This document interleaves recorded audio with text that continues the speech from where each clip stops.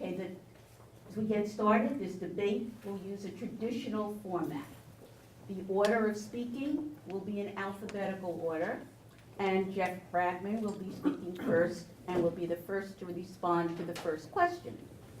Each candidate will have 1 minute for an opening statement. Each candidate will then have up to 2 minutes to respond to each question and will have 1 minute for a closing statement. In addition, each candidate has a red card. So you all have them. And a red card can be used 2 times during the debate to allow a candidate to speak for up to 1 minute, out of order, out of turn, in response to something one of the other candidates has said. The ground rules for the audience are as follows. We ask you not to applaud or vocalize approval or disapproval during the debate. We do have very little time and many questions, and this type of audience participation cuts into the time available to the candidates. We ask that you submit as many questions as you can. This debate is to help you get to know the candidates and to give the candidates an opportunity to inform you, the voters, of their position on the issues. We will now begin the opening statements, and Jeff Bradman will speak first. You can speak there. Oh, there's no. I'm not going to go. Oh, That's what I thought. I Oh, was told. okay. Are we staying here or are we going up? I thought we don't have You want me to stay mics here? over there? We do. Okay. Okay, I heard the podium is where we were going. It's the lawyer in me. Is it on automatically? The mute button. The mute button. That's the on one. Yes, a thorough professional. There you go. Now I think it's on. Yeah, it's on. No, doesn't sound like This is Jeff Bradman's. Okay? It's on, but Jeff is very shy. Hold it right up to your That's the mouth. mute button. I will. Good evening. Thanks for everybody being present. I only have a minute. I'm Jeff Bradman. I'm always talking about town board issues and happy to do it. And that's probably why I was endorsed by 2 good friends, Larry Campwell and Fred Thiel. I want to tell you tonight that East Hampton, for me, is not a reality TV show. It's not a brand name. It's a real community of real people. And for more than 30 years, I've been a working dad here, and I'm running for town board for one simple reason. East Hampton is my home, and I want to protect it. And I believe that we all are entitled to have a future for our kids here. Over the years, I've done a lot of battling to preserve our natural resources and our history, because they are things to me that matter more than money. My work requires me to listen to local residents, and increasingly I notice that many folks are uneasy about the power of money and the fact that it may drive us out of our small town life. And I believe that the workings of our small government and the honest rule of law are the best tools that we have to preserve this community. I know that if we lower our voices, we can raise our expectations to get things done. We may be a small town, but we can do big things, and I'd like to have it. Thank you. I'm going to use this one because it's Thank on. you. Kathy? I'm going to stay seated because I'm wired here to my toupee, so I don't have the flexibility of standing up. So first I'd like to thank the League of Women Voters, the Group for Good Government, and the East Hampton Library for sponsoring tonight's event. And good evening, everyone. I'm Kathy Burke-Gonzalez. I'm running for re-election to the East Hampton Town Board, having been endorsed by the Democratic, Independents, and Working Families Party. And I should mention I'm the only incumbent running for Town Board. I live in Springs with my husband, Joe Gonzalez, my 19-year-old son, Burke, and my 17-year-old daughter, Nina. As a mother, I am both excited and a little fearful about the challenges my children would face. And as a daughter whose mom is 95 years old, she turned 95 in July, I know what it's like to take care of a parent who is aging. I bring these life experiences as a caregiver and as a working mom to my job in Town Hall every day. And I believe that my service over the last 4 years on the Town Board and 9 years on the Spring School Board has proven my dedication to this community and an understanding of this community. And I ask for your support in the upcoming election on September 12th. Okay, Zach? I want to thank the League of Women Voters, a group of good government, and the East Hampton Library for hosting this debate. And I want to thank all of you for coming so I can speak to you directly. Almost 26 years ago, Pamela and I moved to East Hampton. We fell in love with the beauty of its built and its natural environment. Most of my volunteer work has centered upon preserving and protecting our land and our waters. 15 years ago, I was put on the town's Nature Reserve Committee, and I've been its chair for the past 9 years. I also serve as representative for environmental advocacy groups on a county committee. But the most meaningful part of my life has been the connection to a community filled with people who care about each other and care about our town. It's time to set our sights on preserving our community and the people and the traditions that have shaped it. Thank you. Thank you. And now we will begin the questioning. Kathy, do you have the first question?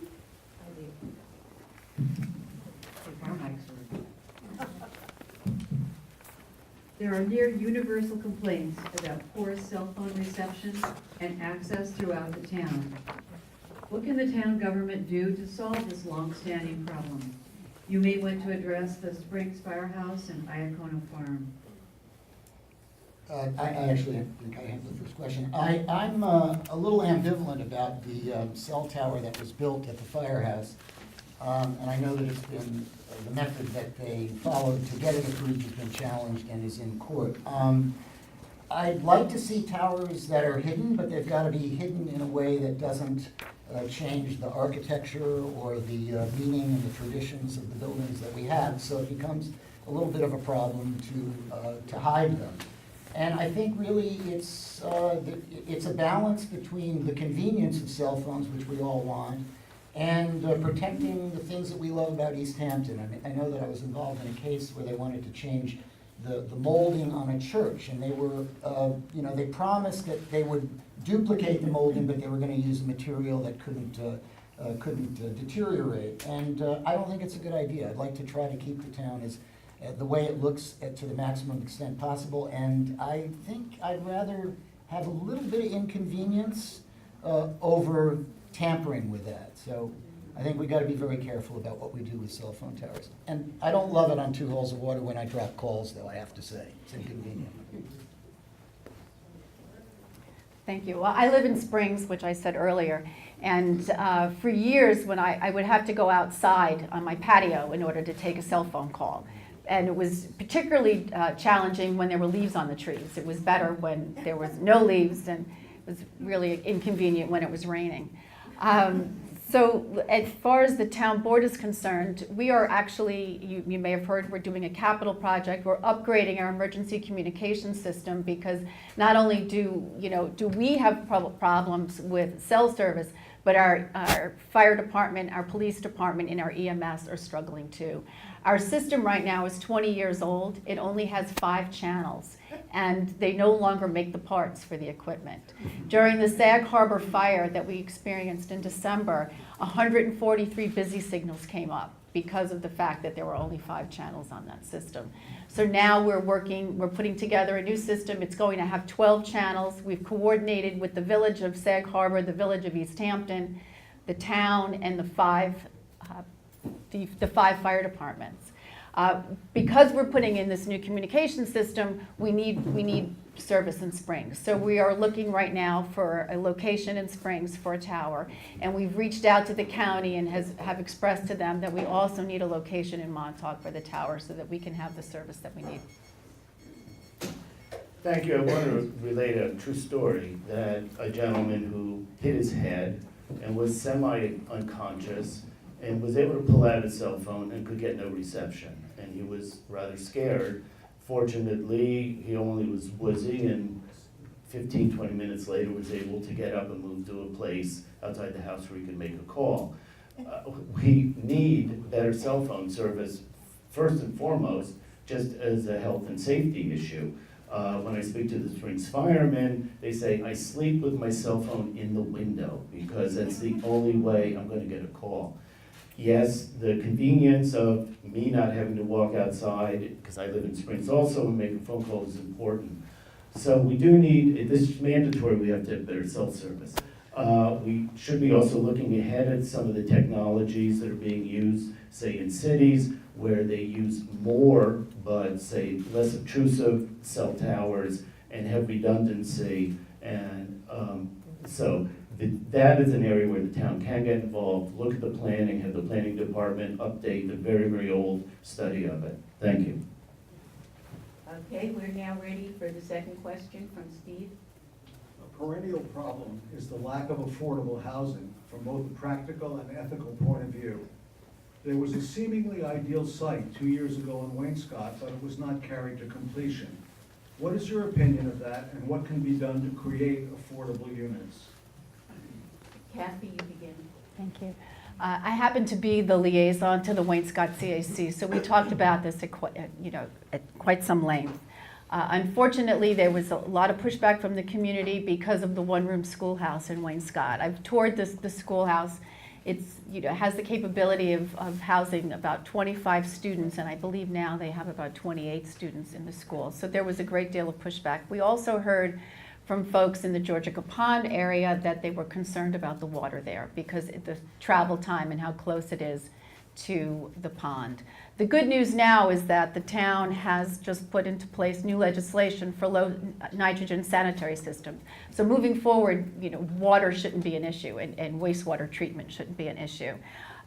But as far as affordable housing is concerned, everywhere I go, people tell me the need for affordable housing. But unfortunately, when it gets proposed, people really don't want it in their neighborhood.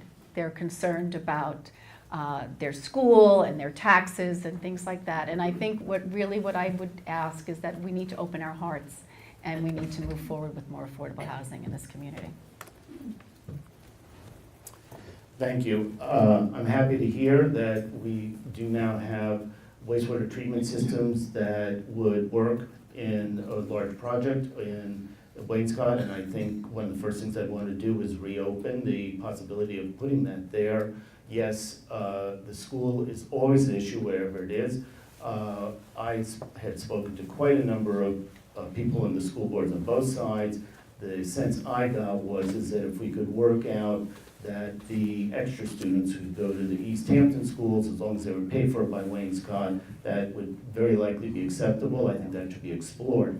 In general, on affordable housing, without affordable housing, we actually even losing jobs. I know a business that closed, not because we couldn't find employees, is that the employees couldn't find the housing. We are losing our volunteer fire department, and essentially this is what I talked about in my opening, is a loss of the community. I'd like to see as a totally something that would cost no money. The town needs to review all of the parcels in town and put on more affordable housing overlays. And I think we need to keep working on the affordable accessory apartment law to make it work for more people.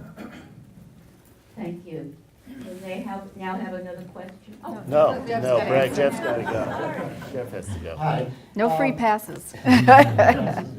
I actually was very disappointed by what happened in Wainscott, and I never really bought the explanation about the school. I love that little school and I want to protect it. I know I see some people here who are very concerned about that, and I'm a guy who believes very strongly in historic preservation and retaining the fabric of our community. But I thought the plan was a good plan for Wainscott. I thought the pushback from the community was not credible, and I would have liked to have seen it happen. I would vote for it again if it came up, and I think we should have pushed a little harder on it, frankly.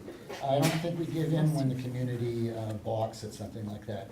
I have a 29-year-old son, and he's at that age, that young adult age, where he's trying to figure out what he's going to do for a career, and this affordable housing is an issue that affects him and me personally, because there are a lot of his friends that would like to stay in East Hampton. And one of the components, not the only component, but one of the components is being able to find affordable housing. And the Democrats have made some great strides, but I can't say, I think the Wainscott situation was a swing and a miss and a strikeout, and I think it should come back.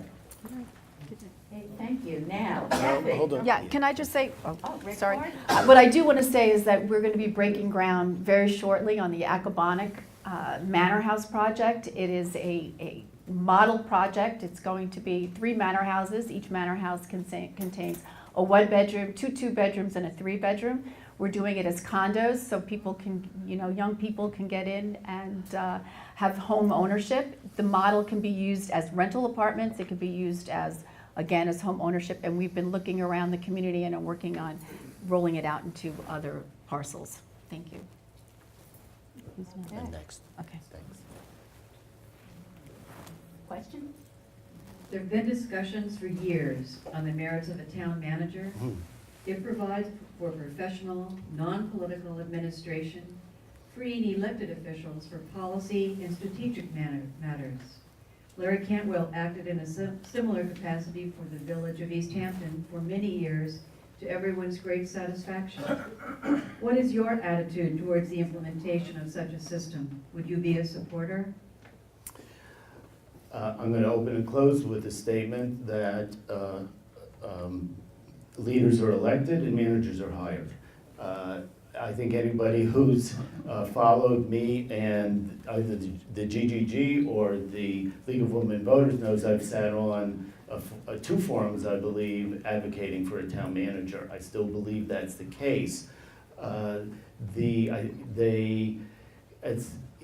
As a person who has done quite a number of projects, even though I haven't been on the town board, you recognize that you need institutional knowledge, which is often lost in changes of administrations.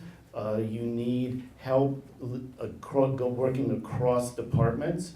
Very often you do get individuals that are leaders and good managers.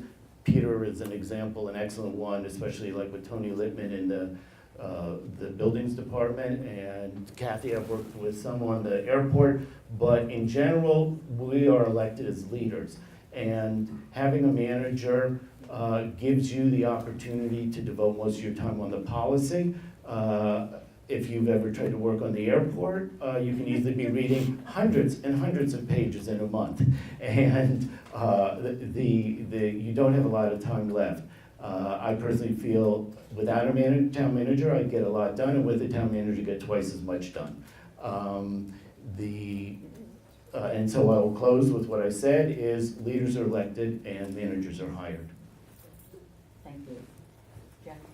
Yeah, I understand that leaders are elected and managers are hired, which is why I don't think I favor the appointment of a town manager. I frankly think handling the purse strings and figuring out how your policies fit into those purse strings are something I want in the hands of somebody who's accountable at election pretty regularly and frequently. Frankly, I want to be able to boot somebody out or put somebody in if things aren't going well.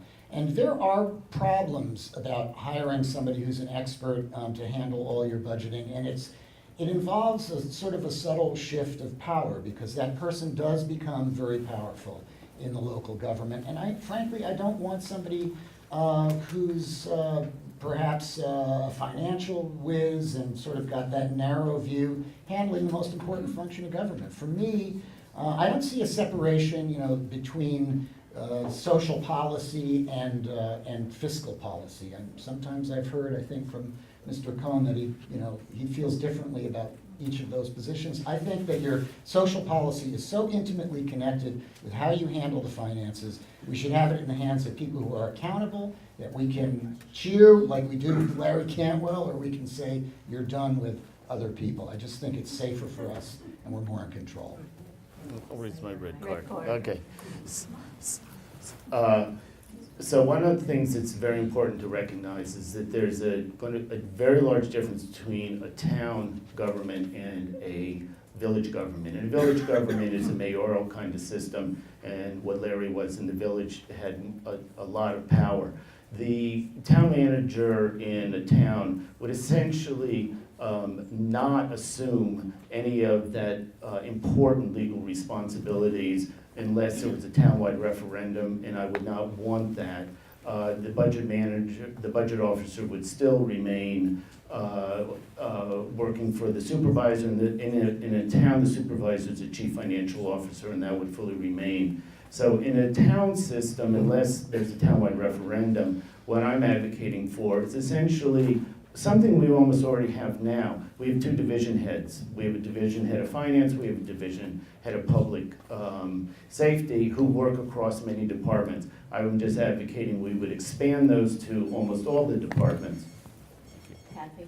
Okay, thank you. I mean, we've been very fortunate to have as our town supervisor, Larry Cantwell, who has 42 years of public service, 32 years in the village as the village administrator. When Larry came on, he brought as his executive assistant Alex Walter, and for those of you that know Alex, he had a great deal of managerial experience. So we were in really well suited for the changes that we've made and the way that we've handled the finances in the town. As everybody knows, we had a press release that go out recently that Moody's gave us a AAA rating. It's the highest rating that Moody's gives, and it's the highest the town obviously has ever received. I believe that the next supervisor should make that decision whether they want a town manager or not. I believe they should have that decision, and if they were to move forward with the town manager, I would support that. Thank you.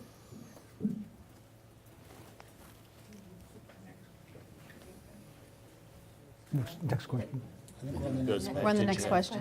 I think It goes to Jeff. I think we're up to the next question. Yeah. Are you committed to all possible solutions for East Hampton to obtain meaningful airport noise relief? And if such relief is not forthcoming within a reasonable time, should the town close the airport in order to make the hundreds of acres available for alternate public purposes? I'm glad to get that question.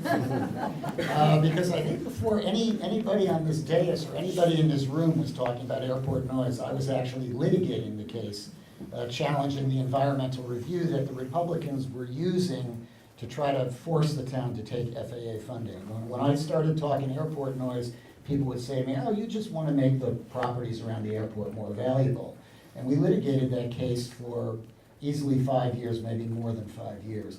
And it's one of those instances of a law career where you lose the battle and win the war, because we didn't reverse what the town board had done. But in the course of the discussion, and I had, I think, something to do with changing the public discussion, public opinion caught up with what the facts were, and people began to realize that airport noise was harming thousands of people, thousands. And we had NORAD in rebellion, we had Sag Harbor in rebellion. We had Georgia in rebellion about what's going on. And you know what, over on Swamp Road, I'm a little in rebellion right now. So I am thoroughly committed to having local control of that airport. I never minded that airport for the many years that I drove past it when it was a quiet little airport. I'd love it if we could get it back to that. I want to get it back to that. The helicopters have no business in our community. The seaplanes also, very noisy. As to what to do, I'd rather fight it out. I like to think that the pilots are going to see the handwriting on the wall and begin to understand that if we really can't control that airport, they have to come to the table and make some deal with us. I can live with the airport, I think it's an asset to the community, but if we can't control it, we may find that what used to be an extreme position in the community becomes a majority position. And at that point, it is up to the town residents what they want to do. But right now, I'm willing to work on it and try to cut noise down. Thank you. So when I was elected in November of 2013, shortly after that, the members of the new members of the board would get together and we'd talk about what we wanted to do moving forward, and we also decided what our liaison positions were going to be. So Peter, raised his hand. He wanted natural resources, and Sylvia wanted the planning department. So when it came to airport, nobody's hand went up, but mine. And Fred looked over and said, I guess you only want to be a one-term council person. And I said, well, maybe I'm naive, but I think that we, unfortunately we were struck down in the courts, but we put together a very strong public record. The federal district court found our curfews reasonable. We had two years of curfews in place at the airport. Unfortunately, now we're back to trying to get special legislation from our congressional delegation, and we're exploring a Part 161 process. And there's a meeting on September 19th with a work session where we'll have our new attorneys from Morrison Foster come and talk to us about the ANCA Part 161 process. ANCA stands for the Airport Noise Capacity Act, and we have to file a very lengthy application and meet 6 very possibly difficult criteria in order to get the FAA to approve our restrictions. We're moving forward in that direction, and I invite the community to come to the meeting on 10 o'clock on September 19th. There is a call now for closing the airport. We know that there's an organization called Say No to KHDO. They're very active on social media. They come to town board meetings and talk during public comment. And they've taken out full-page ads in the paper. And as Jeff said, what once was considered an extreme position about closing the airport, if we can't get reasonable restrictions in place, and we can't get the operators and the airport users to come around, and it could come a day where that airport would have to be closed. So of all the questions that might have been asked, if you had asked this group of 3 to bring in all of our readings and papers on this topic, you would have had to hire a moving van. This is a very detailed question, but obviously very important, and we now have complaints running from Wainscott all the way to Montauk, and we even have some oppositions because the people in Montauk are concerned that restrictions we'll put on Wainscott are going to move helicopter flights out there. So it's become a very difficult issue, as it's always been, and one that I would love to work on and have been working on some. So on some specific issues. One, I think you also have to look at the fact that we not only have noise, we have a large amount of pollution caused by the planes, and that has to be factored in too when you're talking about the improvements in the goals. Another thing is unfortunately, without getting too much detail, legal efforts that you can put forth on helicopters may be quite reasonable and likely to succeed, but the same efforts may be far less likely to succeed for fixed wing, and then certain of the aircraft don't even come under procedural rules for control. So ultimately, we have to be attacking this problem from many aspects, and negotiations are definitely going to be part of it. The airport's not going to get closed under the next term, given the grand assurances that we have, but I think that when we go to the negotiating table, the other side already knows, and we have to make sure they understand that if there isn't cooperation, the people that will come after us, whether it's us or not, are going to very likely be looking at saying, okay, you cooked your own goose. Rick Hart. I just wanted to add something, not really by way of rebuttal, and that is that when we do this Part 161 study, which is something like an environmental impact study, it would be better for us to include the Montauk Airport. Yes. I want to say that because the Montauk people are very nervous and anxious that we're trying to generate traffic away from us and toward them. And if they're included in the Part 161 study, then they're protected. And just as a general aside about the airport, my inclination is that I'm not that worried about the folks who care the most about how quickly they can get in and out of East Hampton. I'm more worried about the folks who stick around. That's my general slant on the issue. Thank you. Next question is for Kathy, and Kathy goes first.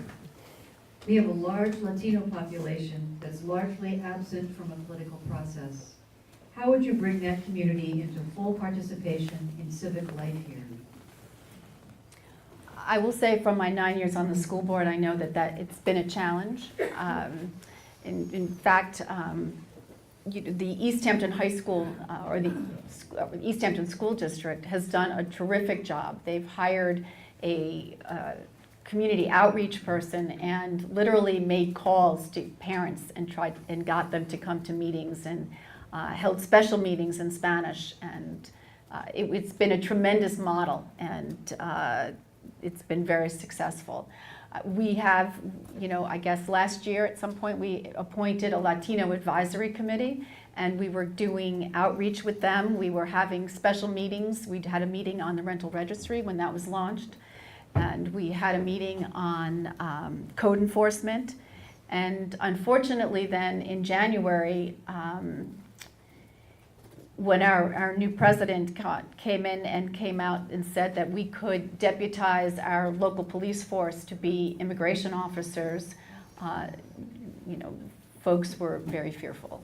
In fact, the public hearing that we had after that meeting, I have to say that it brought tears to my eyes when I heard people talking about what they were going through and what they were experiencing, and how they had to tell their children that they might not be there when they got home that night. So what we're finding now is the Latino Advisory Committee has not been meeting at Town Hall because they're not comfortable coming to our facility, and they're meeting, in someone's home, and it's challenging. And I think right now, for the time being, it's going to be a real challenge to get them to come to meetings. Well, I've had the honor, I would say, and it's been a wonderful experience that just through happenstance, I've been working a lot with the Latino community first because they didn't understand the difference between town government and school government. So they came to me and asked them to help them because they thought they were maybe some of their children being racially profiled. And I am on the Latino Advisory Committee, and not only can we can get citizens to Town Hall, but even people who are here legally but not citizens, we can't even get them into the church that much anymore, where we were holding meetings and forums on what to do. The stories that Kathy said are more than true. There have been some deportations. One of the founders of a charity called East End for Opportunity, where I guess a number of us woke up on November 9th last year and said, what does the town need? And a couple of us who found each other said it needs low-cost legal services, and we formed this charity. And two of the things we're doing, one was not connected to the Latino, but another minority group in town. We're doing wills for the African American community, but we do deportation documents, and people come and you see neighbors crying about their other neighbors, and when you have to talk to them about it. But the community is here to stay. About 11% of the Democratic electorate is now Latino. They come to me and say, we want to be part of the community. They don't want gifts. They want to understand their responsibilities and take that role. Jeff? I remember when my son was in middle school, actually one of the higher grades, that this little boy came to the front door crying, and it turned out to be Ignacio. And Ignacio didn't speak any English, and I speak marginal Spanish, but somehow we communicated it. Somehow his ride to school didn't work, and we wound up taking him, and it turned out he lived quite near us and became my son's best friend over a number of years, until he was deported with his family, and we're still in touch with Ignacio. This is an issue, this is one of those issues where what's going on in the national world is really something that we have to think about. I mean, we spent a lot of time in East Hampton saying we don't have to worry about what's going on in these national issues, but this is an issue that really matters here. I mean, the idea that these good, hardworking neighbors who want only the same things that anybody else wants, they just want, a chance to make a life and have a home and work hard. These guys are working hard. Everybody in this room has hired Latino workers, and they're wonderful people, and they're a tremendous asset to our town. And I really think this is one of those times that we have to stand up against national policy in any way we can, encourage the police department not to target these people. There are more cases in these justice courts for driving without a license, and then they get jammed up with fines, and then they go to jail. It's just not right, and it's not justice.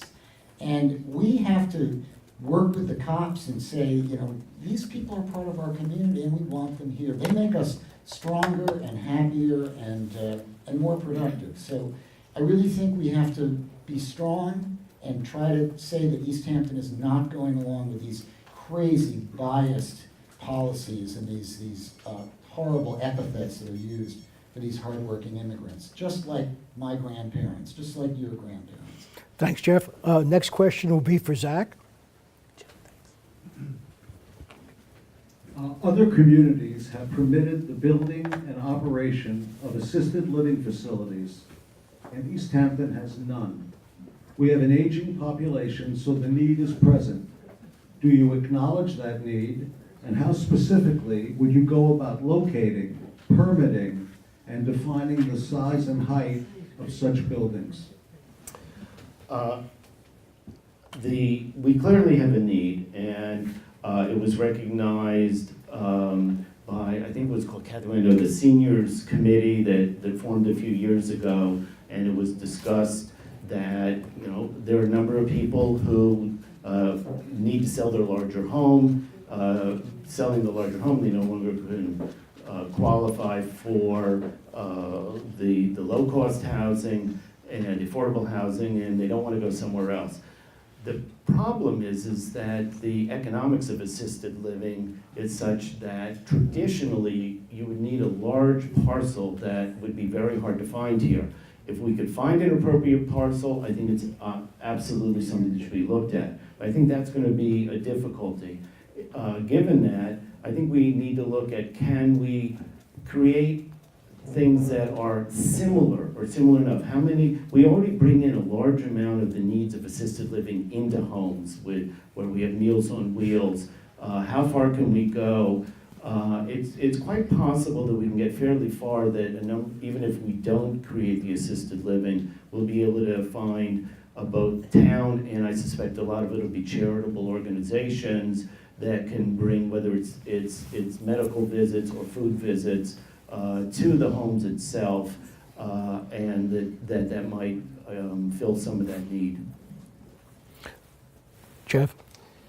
You know, I think assisted living is a very desirable use to have in the town, but I'm also a guy who's very experienced in the zoning and planning field, and we have to be careful about not only the uses that we don't like, that everybody gets mad at, you know, the buildings that, like in Wayne-Scott, that was built too close to the road, but equally important, we've got to be concerned that we have a fair and impartial zoning review process for the projects we do like, because that sometimes municipalities, when they want some project very much, tend to try to slide it through, and that's when mistakes happen. So I think we've got a great planning board, I think we've got a great planning department, and we've certainly got the resources through human services and other agencies to locate and see whether we can find locations.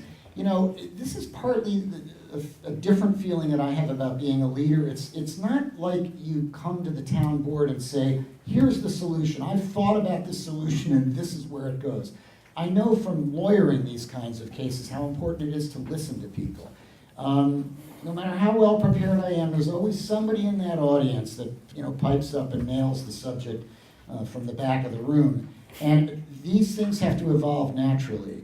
We have to have meetings where people come in, where we pick potential sites, where we hear what local people with local knowledge have to say about it, and we put it through a stringent planning process, just like we would if it was, you know, a less desirable use. So I have to say, no, I don't have a specific location. I think it's a use that is important. I don't think it should be a 3-story use. Some of them are because there's limited mobility that's got to fit in East Hampton. But I believe first and foremost in the planning process that I've worked in for 25 years. Let's let that work. Kathy? I actually have some experience with assisted living. My mom, as I said earlier, is 95 years old, and we tried her in assisted living, and unfortunately, the model didn't work for her.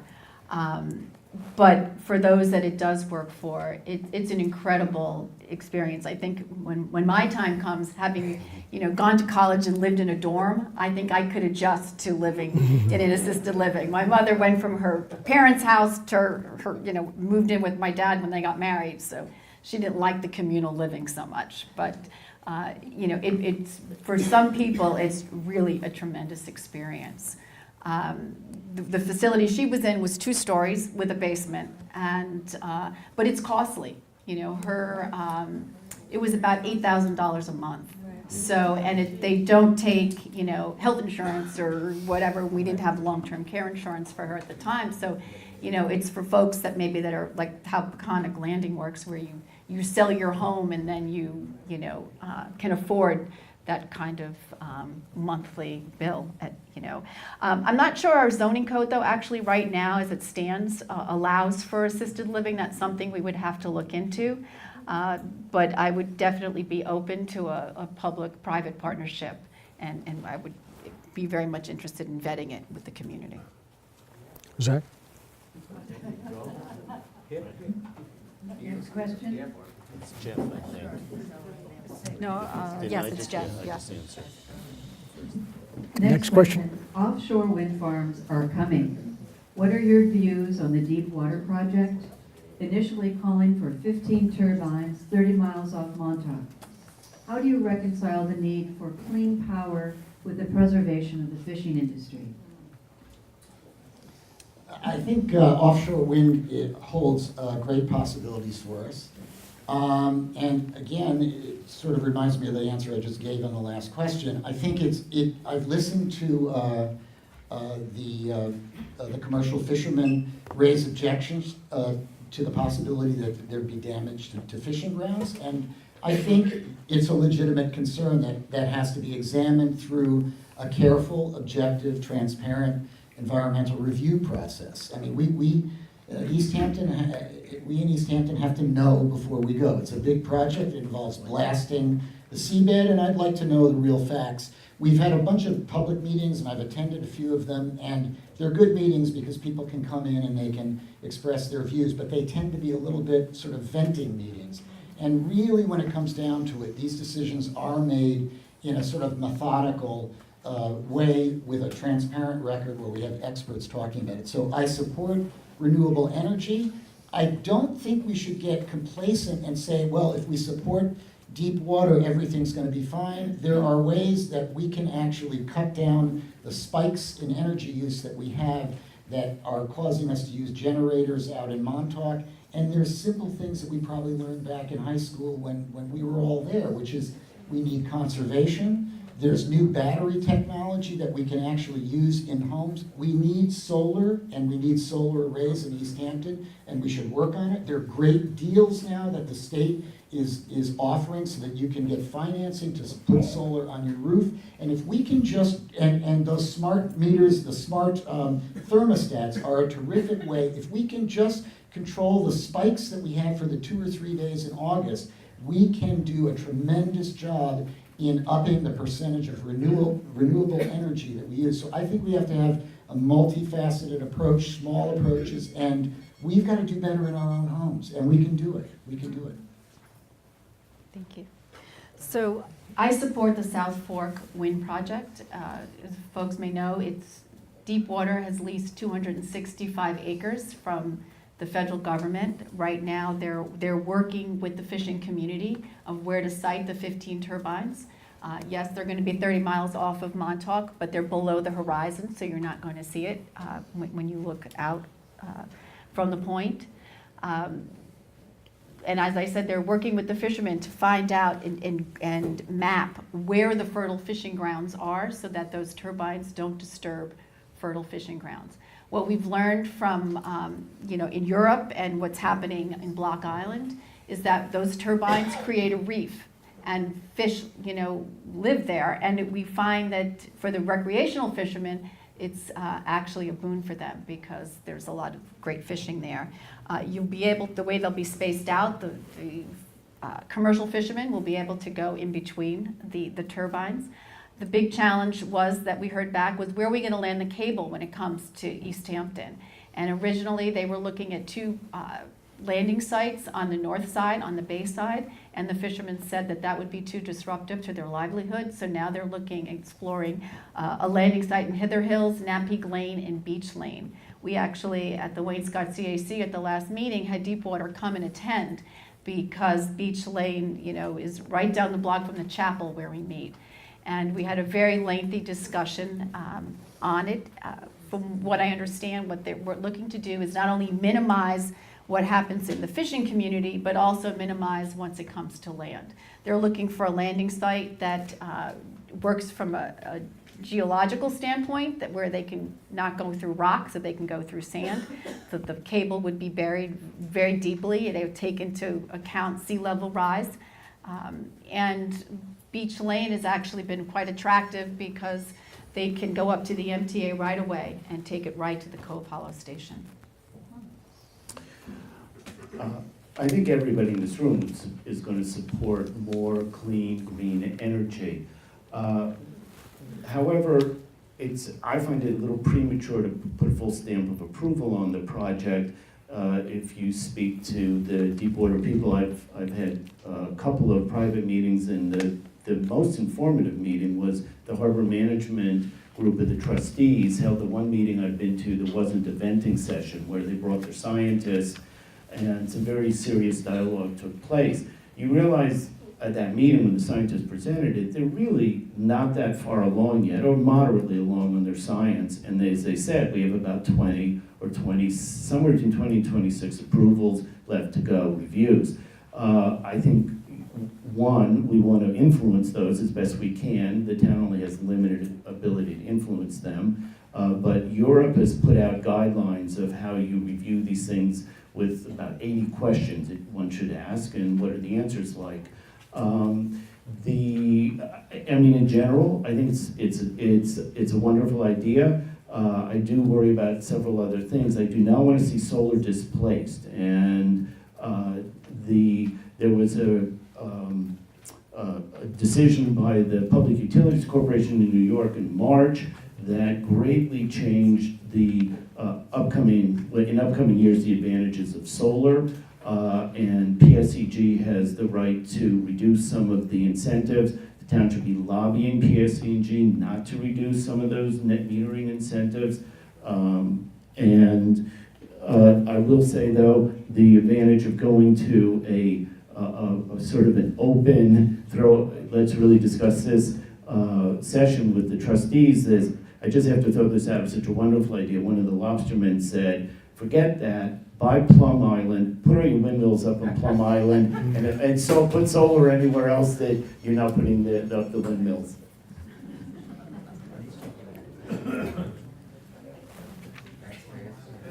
Next question?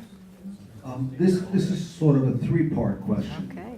What is the long-range prognosis for downtown Montauk? What solutions can there be in the face of rising sea levels? And what was your position regarding the use of sandbags and the recent beach restoration there? Steve, could you do this? Yeah, Could you just do the three again? The question was, what is the long-range prognosis for downtown Montauk? What solutions can there be in the face of rising sea levels? What was your position regarding the use of sandbags and the recent beach restoration? Okay. I'm going to start from the last question and go the other way, if you don't mind. So, because the way I see the Montauk, downtown Montauk is, I look at it as a three-phase approach. The first phase was that right after Superstorm Sandy, we saw that the septic rings that had been buried by the Royal Atlantic Hotel to protect their hotel, all the sand had washed away and they were exposed. And we saw that the water was lapping at the foundation. So we had an options, funding mechanism was put into place, and we had an opportunity to do a project, a short-term project with the Army Corps of Engineers. And they came out and said, you do nothing or you do rock. Prior to our getting elected, or my getting elected, the town board at the time, the Wilkinson administration, had passed a resolution saying that they wanted the Army Corps to look at geotextiles. So they came back and said that they would create a project with geotextile bags. All I had to do was, you have to do is turn on the television today and you look at Houston and you see how devastating that is. With climate change, the storms are more severe. I believe they're saying Houston is an 800-year storm. So I couldn't sleep at night not protecting downtown Montauk until the sand replenishment project came through, which is, I look at it as the phase 2 project. The FIM project is phase 2, where we'll get a sand replenishment project. And then phase 3 is the CARP study that we're doing now, the coastal resiliency, where we're going to have to look at buying out some of those properties, and relocating them, retreat. So hopefully that answers all 3 of your 3-part question. Could you repeat the middle one? What solutions can there be Okay. in the face of rising sea levels? Okay. Okay, so, let's see. The long-term prognosis, it's wonderful to be in a room in which I don't have to argue with climate skeptics, which occasionally I do even on some of my committees. And so I think all of us understand that the reality is that the sea level is going to rise, and it's a classic case that is evaluating, risk under uncertainty. We don't know exactly how much. In general, you have to prepare. You don't wait until you've had that disaster. So clearly, one of the things is rather simply, you do generally relocate. You move to higher ground. I did take one class in designing with nature from University of Delft. It's amazing what you can do online these days. Who generally recommend that they have a lot of similar problems. Large amounts of sand that you put you would put them up the coast, and you use nature itself to try to keep replenishing the beach instead of doing it every few years. Still, that doesn't mean you don't move away. So I don't have a lot more time. Sandbags, if people have followed my writings, I think in 2013 I wrote a letter called Sand is Gold, and that'll be the next gold dust of the Hamptons. I don't trust the Army Corps by themselves. Recommended that we always had outside consultants, and ultimately came out and said what they did to us was a bait and switch. They originally came in, it was going to be $25 million, and then all of a sudden we're only getting $6-7 million. There's some times when doing a portion of a project is not the right way to go, and unless we were going to throw in a lot more money for a lot more sand, I recommended against it. Well, I have the luxury of not having been on the town board when the decision was made, so you'll forgive me for Monday morning quarterbacking. But when I heard about it, I did not support the idea of the geotubes on the beach, because I've been around in town planning since 1985, and because I'm an active lawyer in the zoning and planning world, I actually read those reports and I use them in my work. And I know that all the long-range planning in the town of East Hampton is against any kind of shore hardening. So no, I don't support it. But I want to say, I wasn't on the hot seat when the decision was made, and I have the comfort of sitting in this room and knowing that the storm wasn't that bad. But I do think that, I'm glad that Mr. Cohen mentioned his letter about sand being gold, because he also wrote another letter around the same time in October in which he did in fact endorse the use of these geotubes on the beach. That was on October 7th to the 2013 to the Star, saying that the use of sandbags or sand-filled geotubes might give extra protection to motel owners and the frontline businesses in Montauk. I really think the more important issue is what are we going to do going forward, and that's what Kathy alluded to, and that is that this is a transition step to get an all-sand replenishment plan, which is what they call the Fire Island to Montauk plan. And the Army Corps drove a hard bargain with the town and said, we're not going to include Montauk in the plan unless you let us put these sandbags on the beach. So it wasn't ideal as a long-term solution. But I want to tell you something about democracy, which I really liked. I watched the CARP meetings, the Coastal Area Resiliency Plan meetings, and everybody's angry and everybody's yelling at each other, and they've got scientists there. And at one point, somebody said, I was in Katrina and I saw bodies 16 feet in the trees. And the scientist, who's a PhD, they're not usually this creative, said, you know what? We're not going to give in to apathy, and we're not going to give in to fear. We're going to use scientific data to make our decisions. I'm getting a stop sign. But it really energized me to see citizens and this government doing the tough, hard, long-term planning on these huge issues, these big issues of sea rise. And Thank you, Jeff. doing it well. Jeff, thank you. So, Wait, yes, go. yeah, so I'd like to respond to what Jeff said.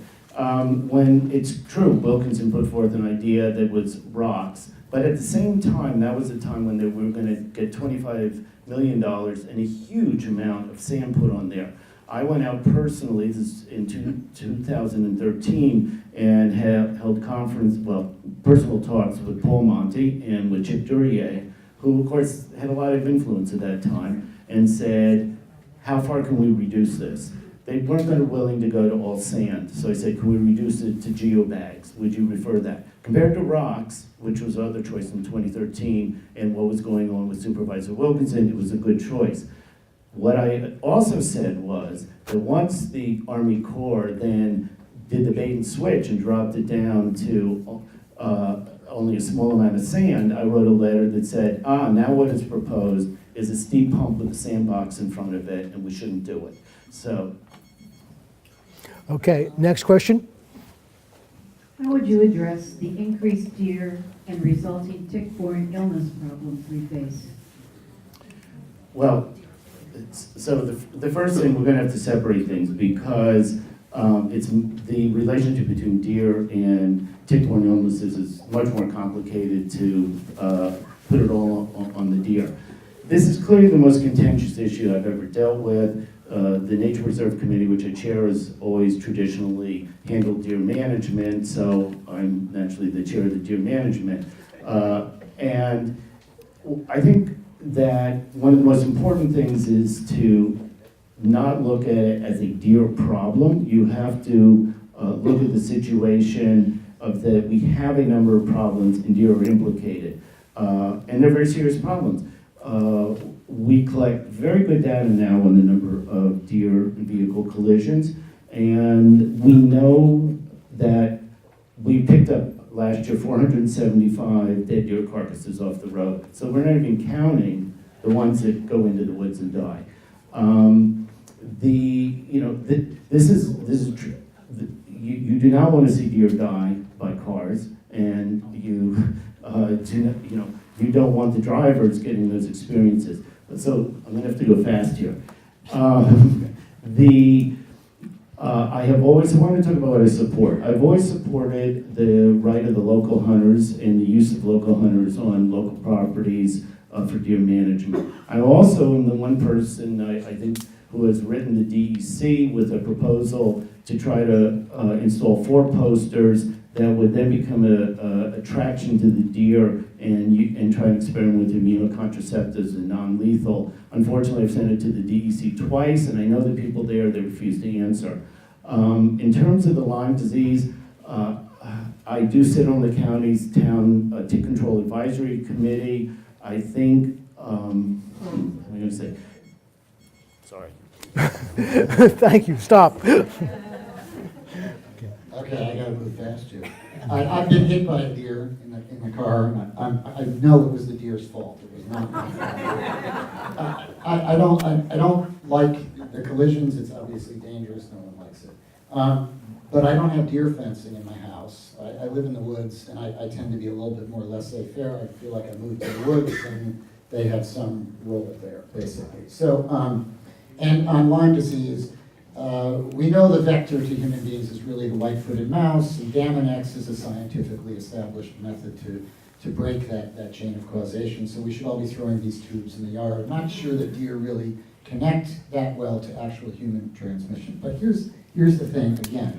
I'm a guy who's been a lawyer, and I've been in front of boards really all my career here, and I've represented the boards all my career. we get things done in town by having open hearings where we present real evidence and facts. I want to move forward on issues, on all issues, based on facts, not fear.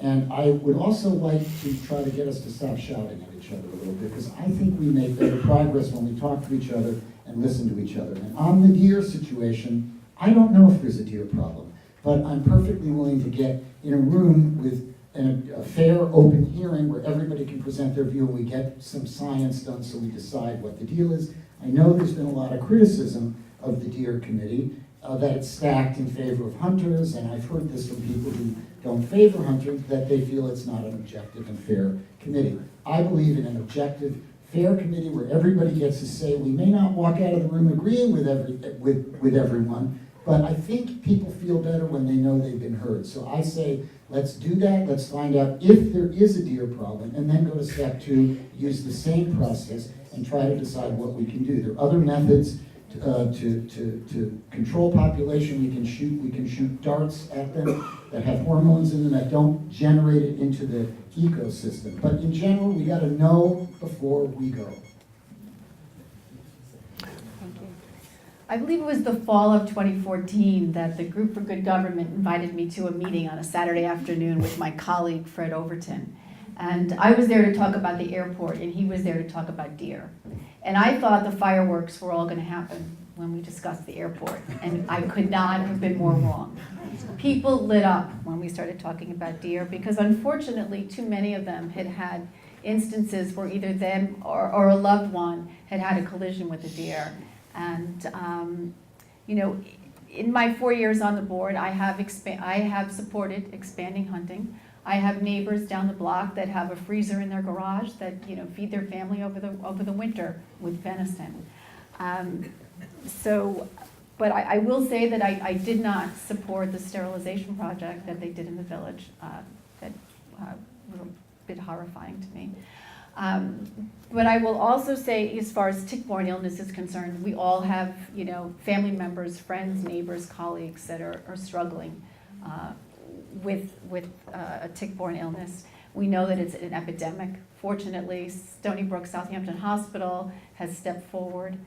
So is our elected officials, Senator Gillibrand on the national level, County Legislator Bridget Fleming on the county level. And what I'd like to do, and I've spoken to Diane Patrizio, who's the Director of Human Services, and what I'd like to do is do a panel here in East Hampton, and hopefully Dennis, Sarah at the library will let us use this room and you know, have a panel and talk more about it, because we really need education at this point.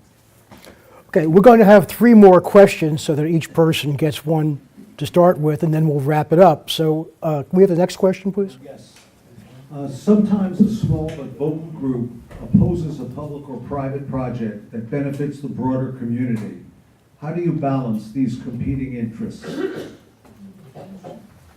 I'm not sure if that was referring to a particular project, but you know, I hate to talk about process because it tends to put people to sleep, but I'm a lawyer. And I've learned, you know, that it doesn't really pay to be the smartest guy in the room. It's just not the way people make decisions. So, you know, and I deal with controversial development cases all over East Hampton and in Bridgehampton. I just last winter stopped a shopping center in Bridgehampton, and that pitted some strong interests against us. And, you know, I rely on good old-fashioned facts, basically. I don't try to make myself out to be the smartest guy. I don't try to promote myself. I find, you know, I often have to fight in front of boards just for time to talk. So I fight 2 battles. The first battle is, please let me talk, because they don't want this project, or they do want this project. And the second is, I can talk about the substance of the case. And I just find, in general, when people settle down and give each other the time and we can exchange facts, we tend to make decisions on rational grounds. And no, everybody can't be happy. Sometimes people are not going to be happy.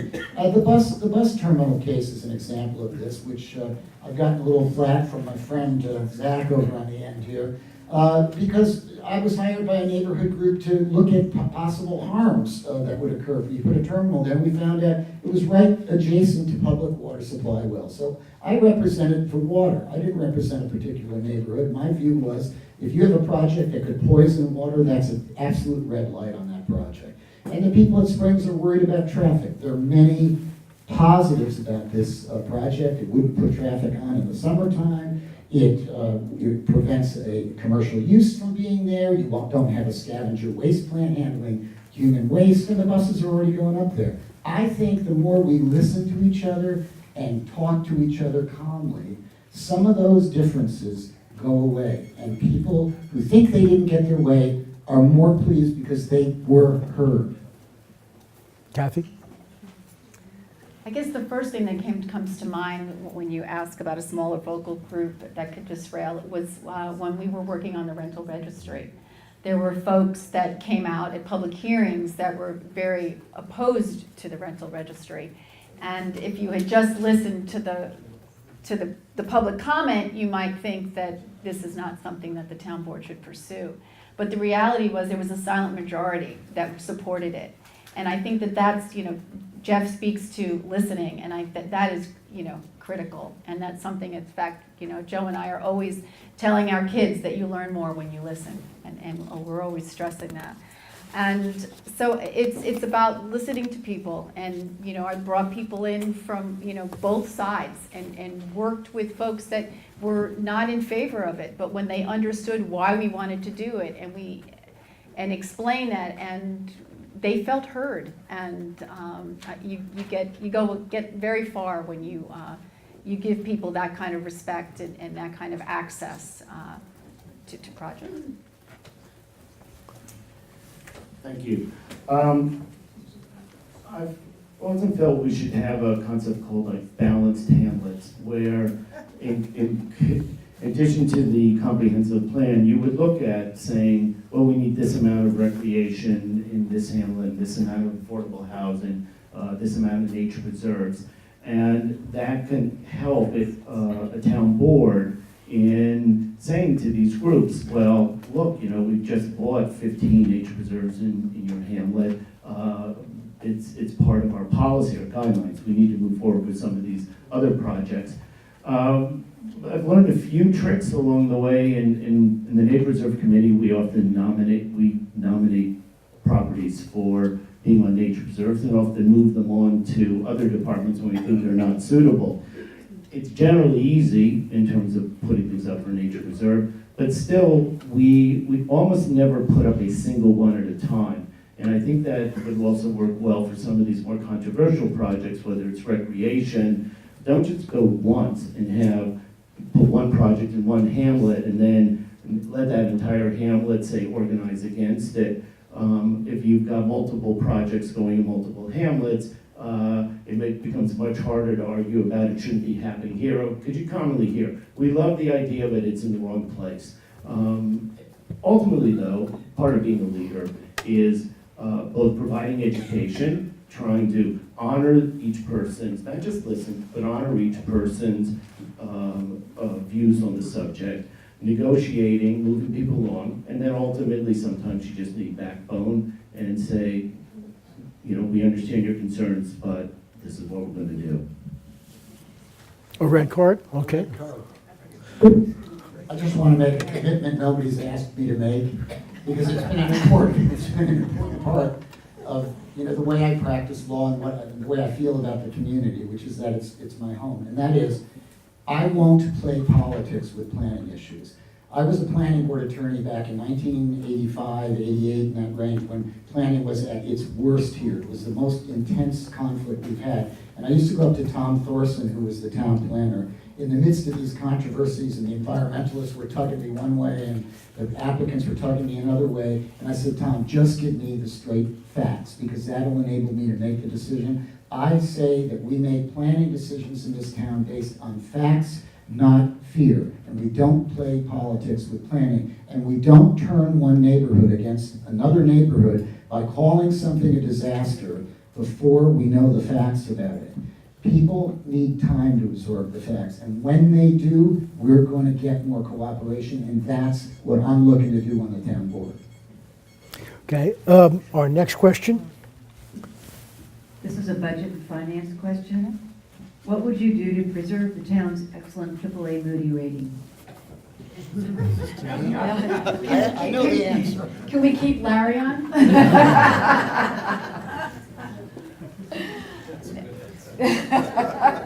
No, the fact is, it's, you know, the budget meetings, as I said earlier, we all have liaisons to different departments, and we've actually just gone through the 2018 budget meetings with the liaisons. I sat through and contributed to the airport, the human services, and the information technology, and my colleagues, you know, did with their liaisons as well. I think what we have a tremendous team in place. Len Bernard is an incredible budget director. He's got a wealth of experience. Charlene Cagle, who's our chief auditor, again, she's been in, you know, worked in public sector for decades, and she brings so much to the table. And we just have a very good working relationship with our department heads. So when they came in this year to talk about the 2018 budget, everybody had realistic expectations. You know, the tax cap, you know, we've been talking about it, it's the 2% tax cap. Well, it's actually not 2%, it's 1.2% this year. You know, and our health insurance premiums are going to be up 13% this year. So, you know, fortunately, we made a decision a number of years ago, and it was the right decision, to close the scavenger waste plant. That saves us annually about $800,000 a year. So that gives us some wiggle room. You know, I've always said that the budget is a reflection of the community's priorities or what we value. And, you know, we just have a great team in place. And, you know, even when Larry retires, which will be a sad day, you know, I'm confident that we will keep the Moody's AAA budget rating up. Zach? Thank you. Well, certainly Larry and his town board have done a fabulous job, and at least for a few years, that question shouldn't be too hard. So the issue is really looking ahead. Looking ahead, there are also some good things.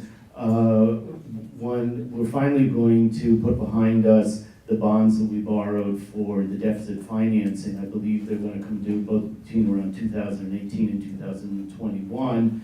And fortunately, that's not a recurring need, such as like roads are and things like that. So that's going to free up a little bit of room to be able to, if we do have major infrastructure needs, whether it's for the coastal erosion issues or others, there'll be a little bit of opening there without actually increasing the amount of debt.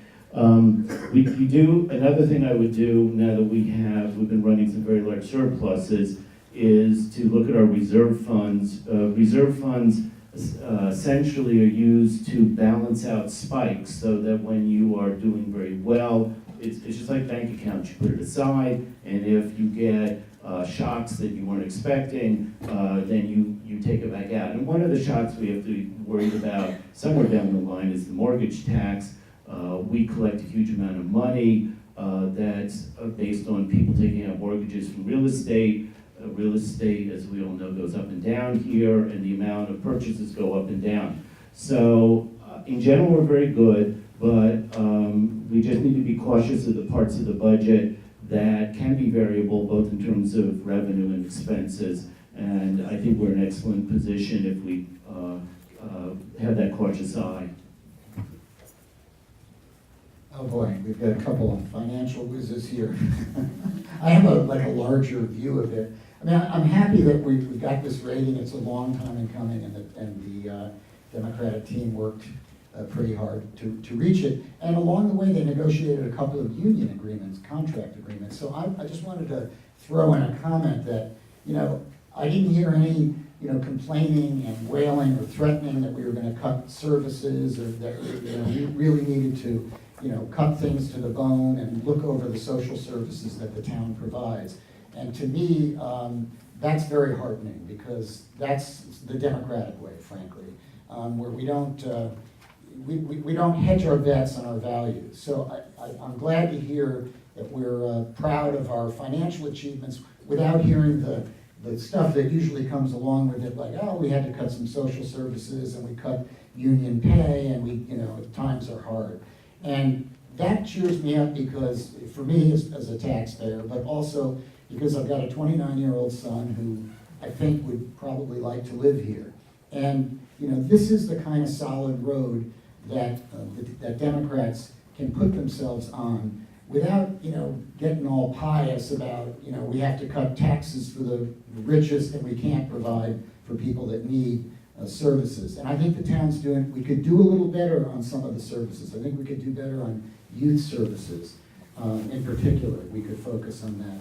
But we're doing a good job of providing services. We've negotiated tough agreements, and they're building equity. They're refinancing their loans, and that is called a democratic success. And I'm glad to say it about finances, because usually the other side is claiming they got the answers. They don't have the answers. This is the answer, and one of them's sitting over here. His name's Larry Campbell. Okay. You're Well, rebutting that. I just used my right part. We have such a good story to tell. There's something else I wanted to add. Zach touched on it. When we got into office, we had $120 million in indebtedness. Right now, we're at about $100 million. And with the plan that we have in place, we're on track in the next couple of years to be down to $85,000. In the meantime, we're still looking to build a new senior citizen center, on Springs Fireplace Road, which we sorely need. And as Jeff said, we're investing in our community and in our infrastructure. We've done, renovations to the restrooms at Indian Wells. We've done it at Ditch Plains. And, Steve Lynch is staying on top of the roads. And you can invest and manage money smartly. And we've done that. Since each candidate has used its two red card uses, I can truthfully tell you that we're going to be very much on time with the last question. It's a two-part question. Do you think the town supervisor should serve a 4-year term? And what do you think of term limits?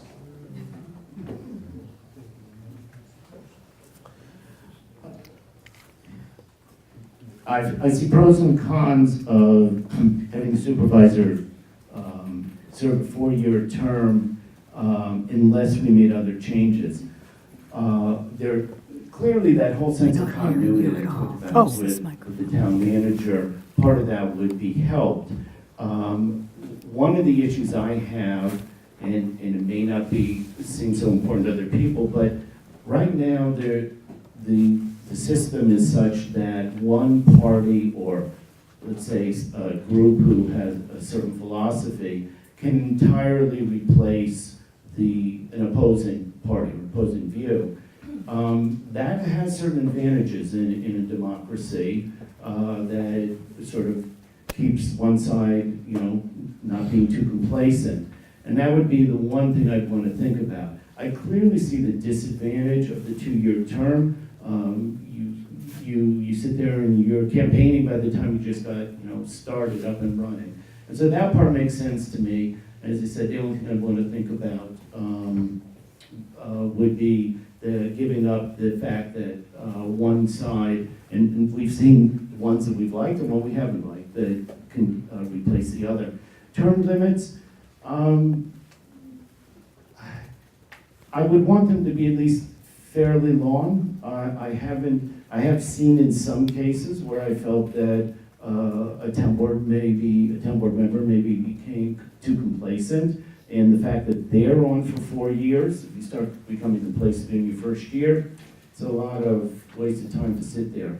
I would consider it probably somewhere either a 2 or 3 year term for the town board.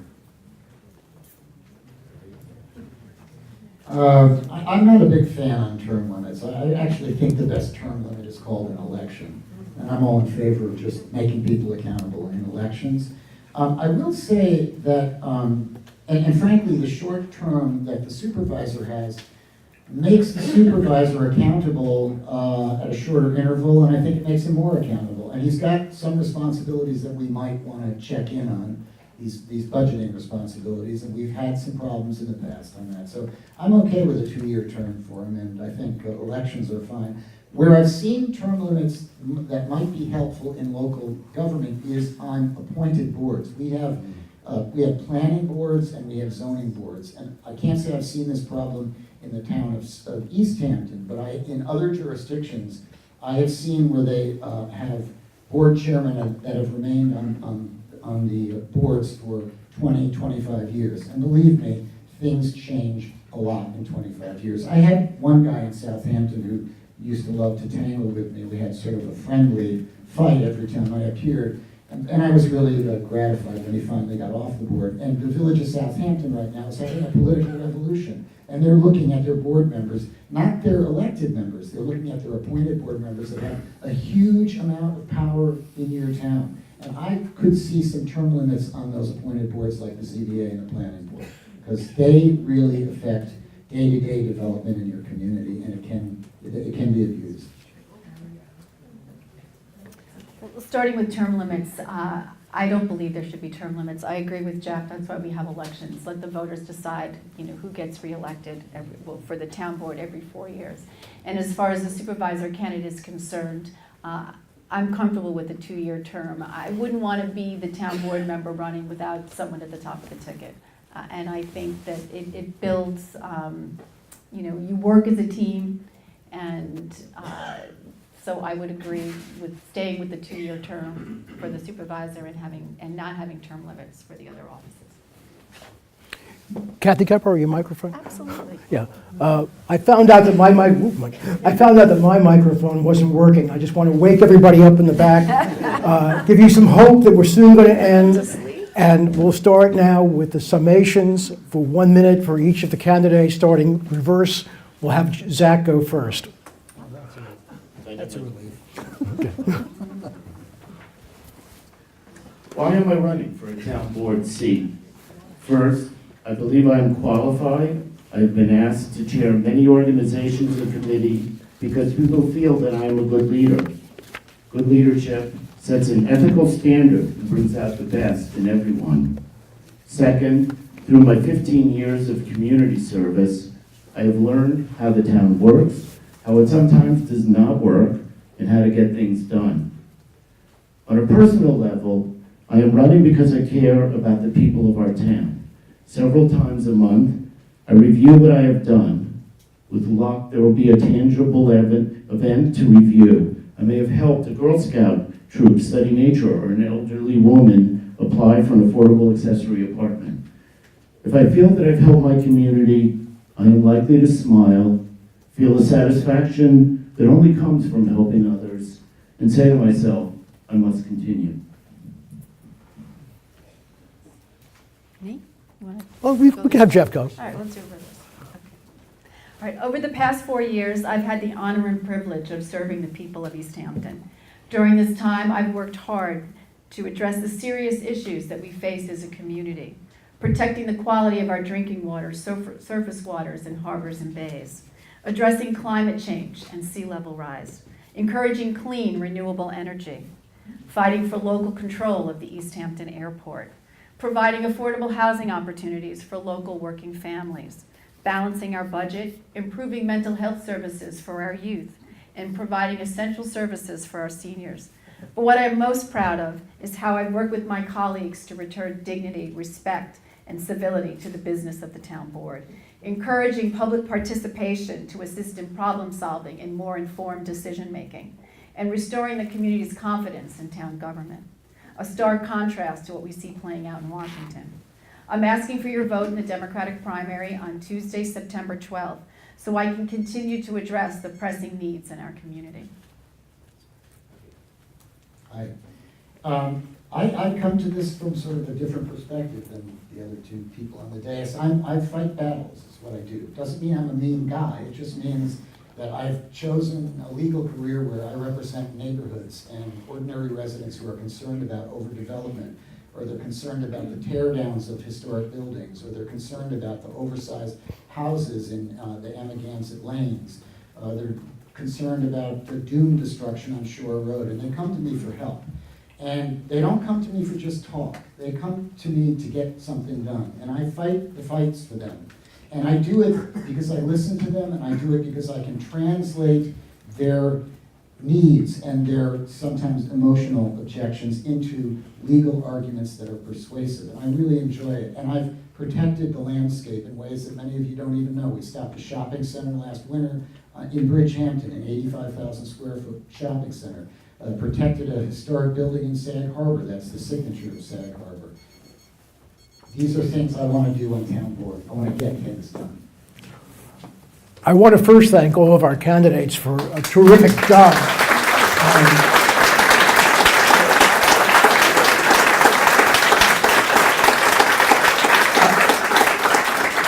I want to also thank all of you for coming. It's been tremendously gratifying for the League and for us at the GGG and the library to see this type of a turnout, which is really a terrific reflection of the interest and the acumen of the town residents. And finally, I'd like you to drive safely and go home, okay? Thanks, Jeff. Terrific.